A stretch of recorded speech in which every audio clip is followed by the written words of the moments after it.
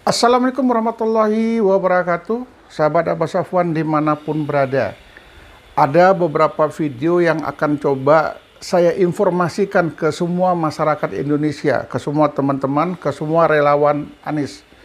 Ya, ada apa dengan pemilu 2024 ini? Saya hanya bisa mengatakan pemilu 2024 siaga satu untuk para relawan. Inilah yang terjadi, saksikan video ini. Data yang diambil dari KPU itu sebenarnya 252 juta. 252 juta. Tetapi ternyata banyak data-data yang kembar. Banyak data-data yang duplikat sehingga di cleaning. Setelah di cleansing kemudian ketemu angka 204 juta 800 ribu. Dan itu adalah mirip sekali, hanya beda sekitar 22 data dari data DPT tahun 2024. Nah, kemudian si Jimbo ini memberikan sampel 500 ribu data gitu. Nah, gratis itu, gratis, free, bisa download. Jadi para semua orang saya bisa mau coba beli gratis 500 ribu. Gratis. Nah, kemudian saya coba untuk melakukan verifikasi random begitu, beberapa puluh saya tes random di situsnya KPU, cek DPT online begitu, dan semuanya valid begitu. Artinya apa? Ini adalah data yang memang valid begitu, termasuk juga nama TPS-nya, termasuk juga namanya, kakaknya dan lain-lain begitu. Tidak, ini bukan pertanyaan lagi. Sudah jelas-jelas terbukti bahwa Jimbo ini telah berhasil mencuri meretas data KPU. Kalau dari saya, ini saya sudah yakin 99,99% begitu bahwa ini adalah data dari KPU. Karena gini, Bang Hotman, di dalamnya itu, di field-fieldnya itu ada nomenklatur kodifikasi TPS, ada nama ID TPS. Nggak ada di Indonesia ini gitu institusi gitu yang memiliki nomenklatur itu kecuali KPU begitu. Jadi saya yakin bahwa ini data KPU. Nah, kemudian gini menariknya, data yang diberikan sampel itu, NIK dan KK-nya itu tanpa dimasking, tanpa dibintang-bintang, lengkap semuanya, gitu. Nah, kemarin KPU sempat berkilah bahwa yang terima data ini kan bukan hanya KPU yang punya data, tapi juga partai politik. Partai politik itu mungkin bisa ditanyakan nanti, data yang diberikan itu data yang sudah dimasking, yang sudah dibintang-bintang, gitu. Nah, kemudian ada lagi tuh, loh, yang punya data tidak dibintang itu ada KPUD, gitu. Saya bilang, loh, menurut aturan KPUD itu hanya punya data DPT sesuai dengan daerah yang tersebut. Jadi kalau sampai 204 juta data itu nggak mungkin diambil dari KPUD gitu. Nah, akhirnya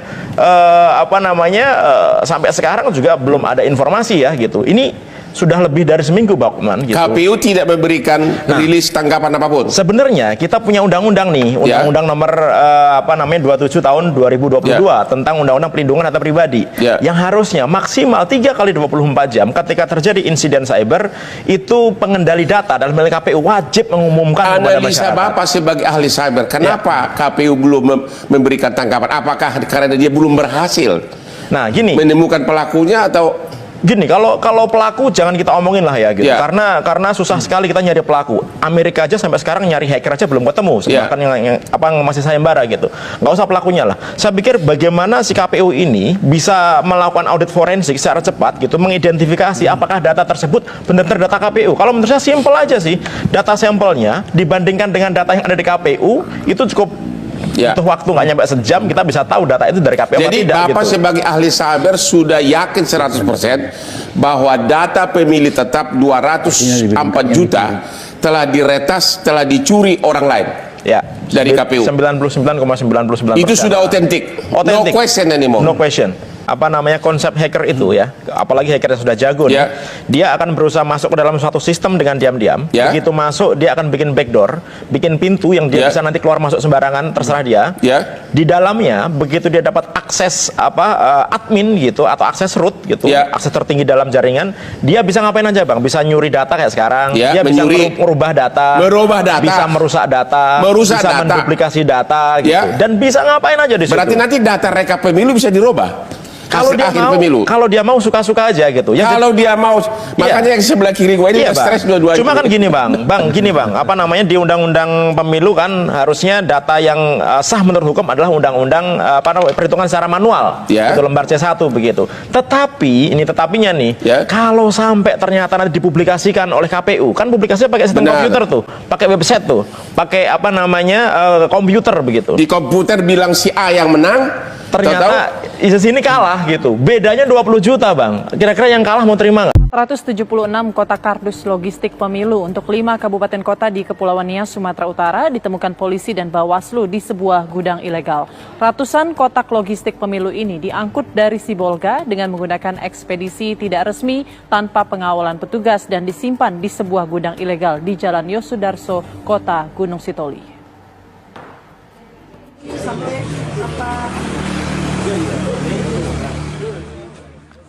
Ratusan kardus berisi logistik pemilu 2024 untuk kebutuhan 5 kabupaten kota di Kepulauan Nias berhasil diamankan petugas dan akhirnya dibongkar.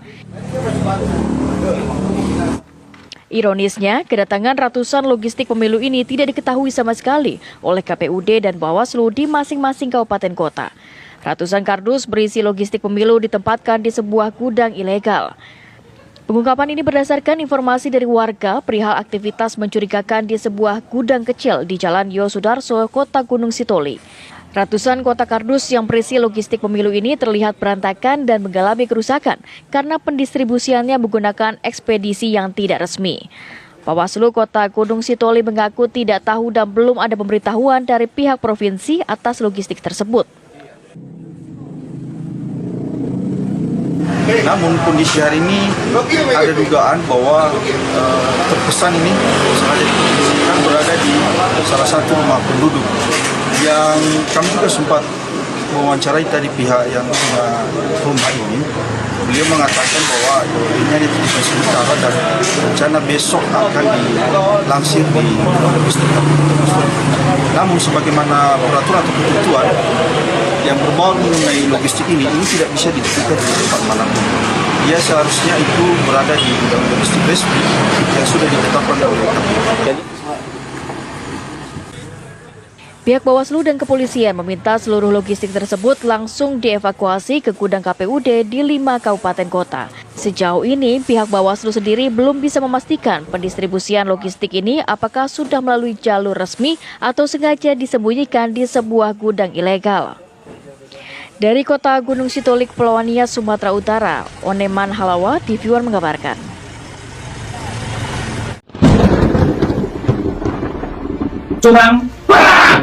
Curang, kami, Aliansi Rakyat Bergerak Solo Raya, dalam menyikapi jalannya pemilihan umum tahun 2024, mengambil sikap tegas melawan segala bentuk intimidasi. Pembiaran kecurangan pemilu 24 berarti membuka peluang munculnya kemarahan rakyat yang akan merugikan semua pihak. Untuk itu, jangan salahkan rakyat. Curang.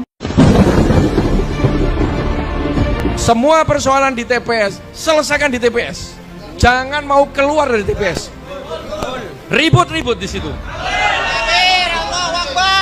Karena kalau nanti nanti kita sampaikan ke atas, kita susah. Ya, jadi ribut di situ sampai selesai. Kalau kita bisa aja ada kecurangan, udah kita video teriak kita. Orang biar tahu kan. Kita caranya begitu masyarakat. Baik, sama-sama kita sudah melihat video, ya, ada 2 video tadi.